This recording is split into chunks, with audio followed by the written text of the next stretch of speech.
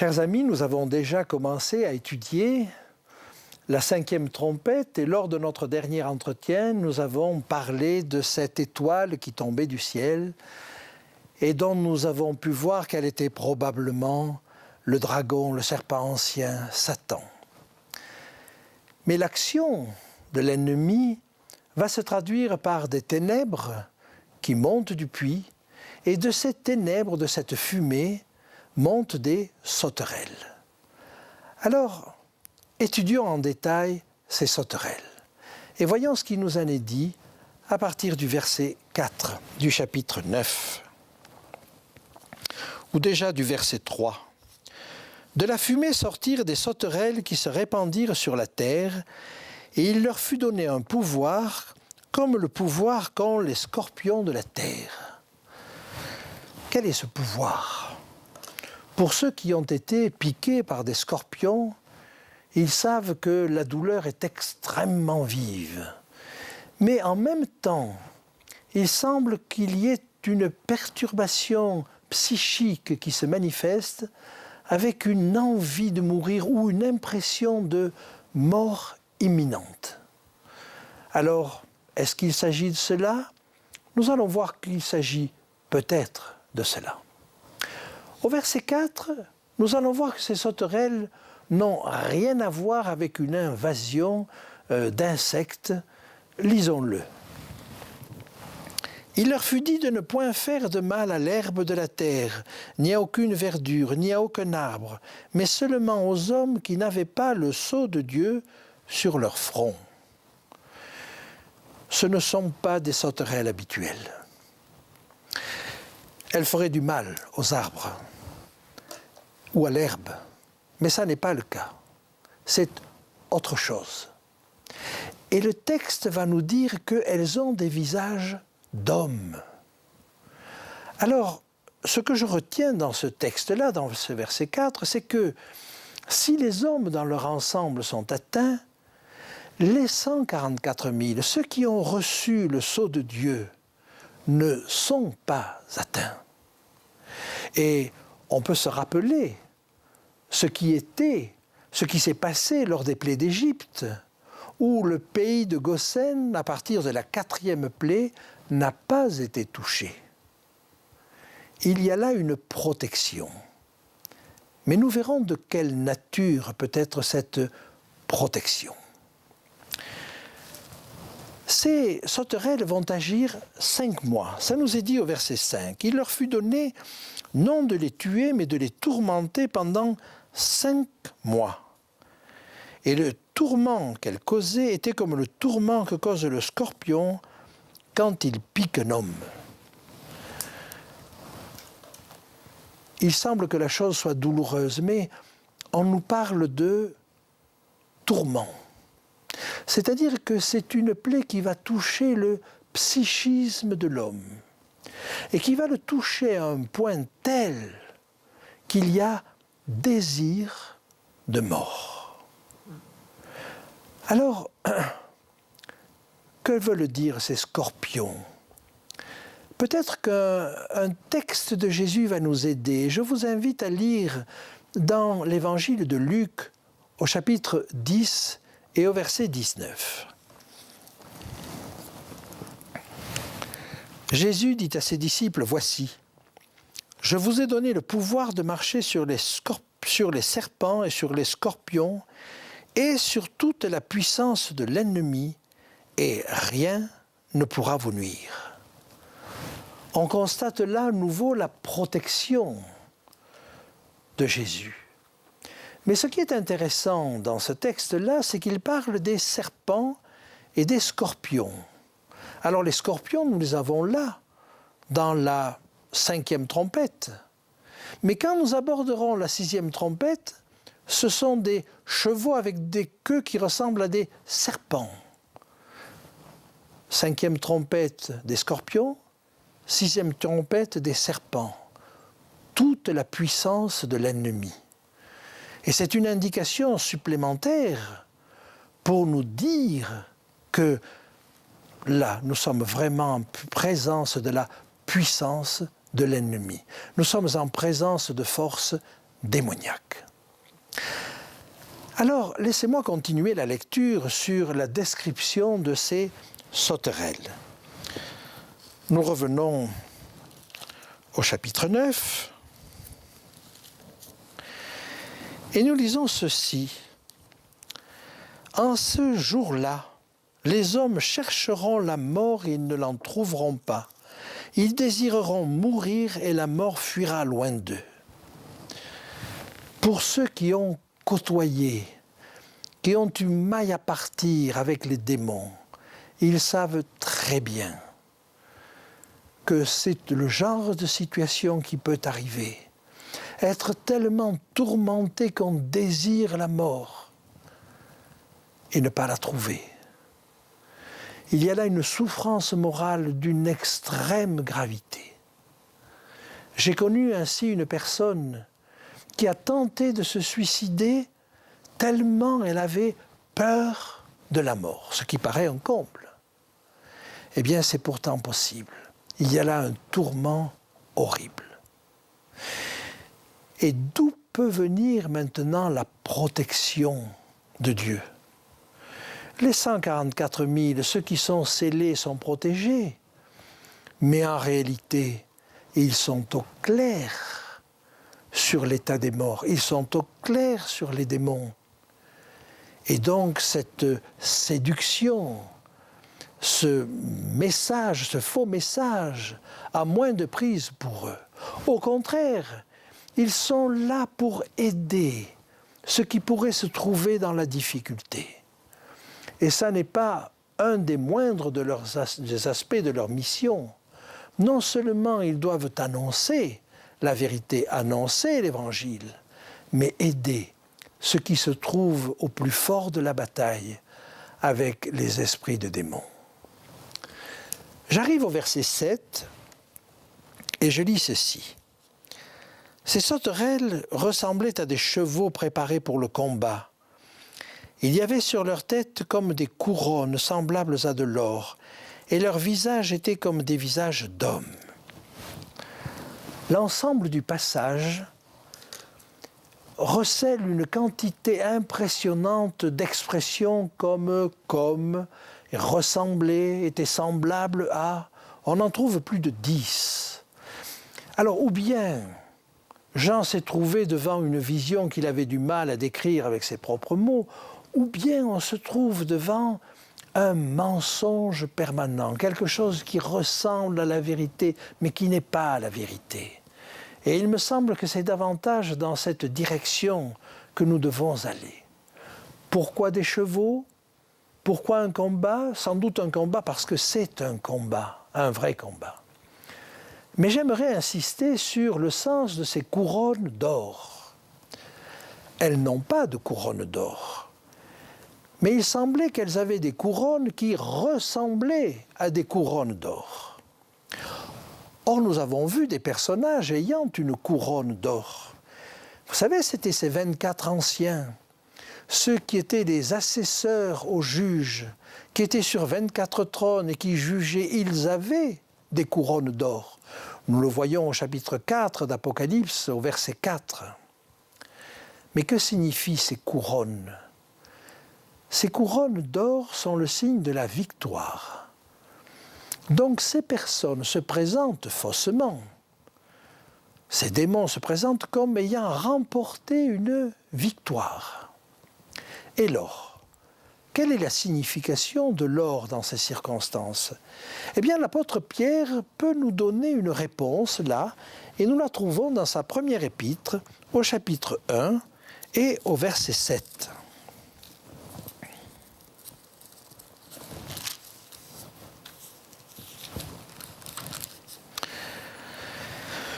Lisons à partir du verset 6.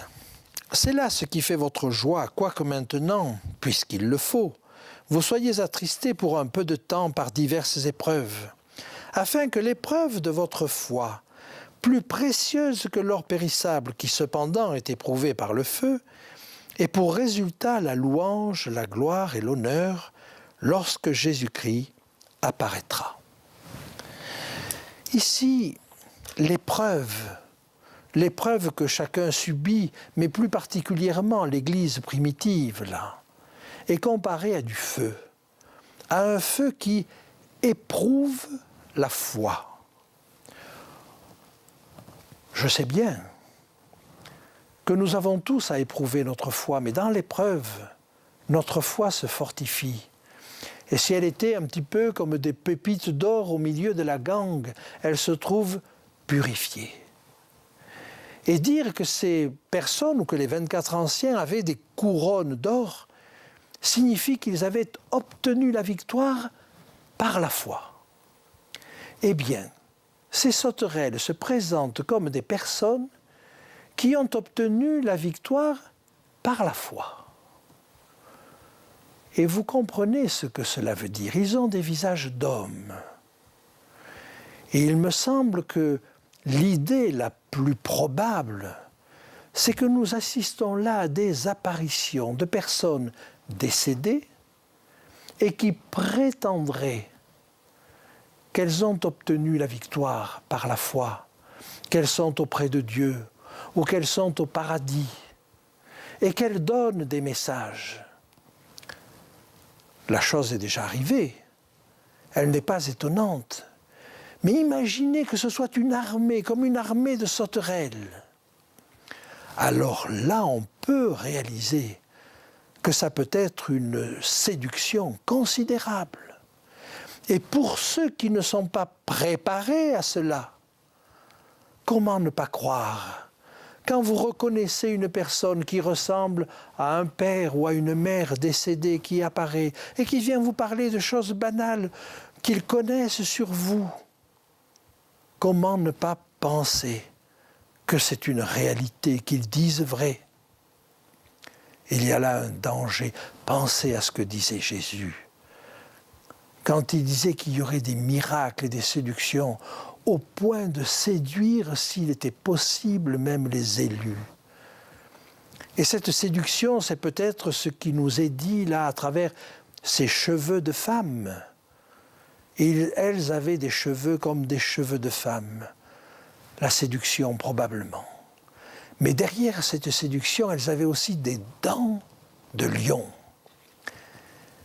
Je peux vous dire que quand des personnes sont aux prises avec les démons ne les lâchent pas facilement. Ils ne lâchent pas leur proie. Ils ont des dents de lion, même s'ils ont des cheveux de femme. Le verset 9 me paraît un petit peu plus difficile à expliquer. Elles avaient des cuirasses, comme des cuirasses de fer, et le bruit de leurs ailes était comme un bruit de char à plusieurs chevaux qui courent au combat. C'est la deuxième fois qu'on compare ces sauterelles à des chevaux. Peut-être parce que le cheval est un animal de guerre, que c'est un combat, c'est possible. Mais je crois qu'il y a encore à découvrir dans ce texte-là. Par contre, ce qui m'intéresse au verset 10, c'est la force de la séduction. Elles avaient des queues semblables à des scorpions et des aiguillons, et c'est dans leur queue qu'était le pouvoir de faire du mal aux hommes pendant 5 mois.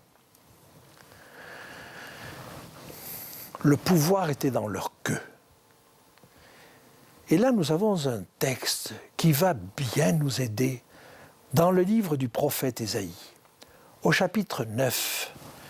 Lisons-le ensemble. Ésaïe, chapitre 9, les versets 14 et 15. L'ancien et le magistrat, c'est la tête, et le prophète qui enseigne le mensonge, c'est la queue. La queue signifie le prophète de mensonge. Un prophète de mensonge, c'est celui qui parle de la part de Dieu, qui prétend parler de la part de Dieu, et qui en réalité ment. Il va présenter ses dires comme venant de Dieu, et en réalité, il les tire de lui-même. Et là, ça peut être extrêmement séducteur. Si je rapproche cela de ce que nous avons dit, imaginons des personnes qui prétendent être la réapparition de personnes décédées et qui viendraient nous apporter des messages comme venant de Dieu, dans lesquels il peut y avoir des messages de réconfort, des choses que nous savons mais qui sont intimes et qu'il serait seul à savoir. Mais c'est extrêmement séducteur. Alors j'aimerais vous rappeler un certain nombre de choses. L'abîme, où sont ces démons, ou d'où viennent ces démons, est associé au séjour des morts. Lisons ensemble un ou deux textes qui nous en parlent. Job, au chapitre 26 et au verset 6.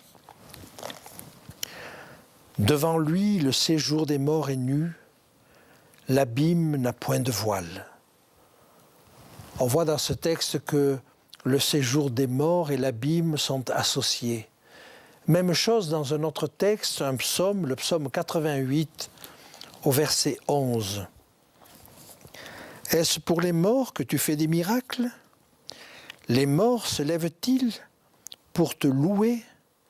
Parle-t-on de ta bonté dans le sépulcre, de ta fidélité dans l'abîme? Ainsi, vous voyez que l'abîme et le séjour des morts sont à peu près la même chose. Mais si ces démons sortent de l'abîme, ils se présentent donc comme des esprits des morts. Et c'est en cela qu'ils peuvent tourmenter. Alors, j'aimerais maintenant que nous comprenions qu'il y a là un danger considérable. Lors de la 4e plaie, et nous allons le lire en Exode 8, 18, Dieu avait protégé son peuple et il avait fait une différence. Exode chapitre 8, verset 18.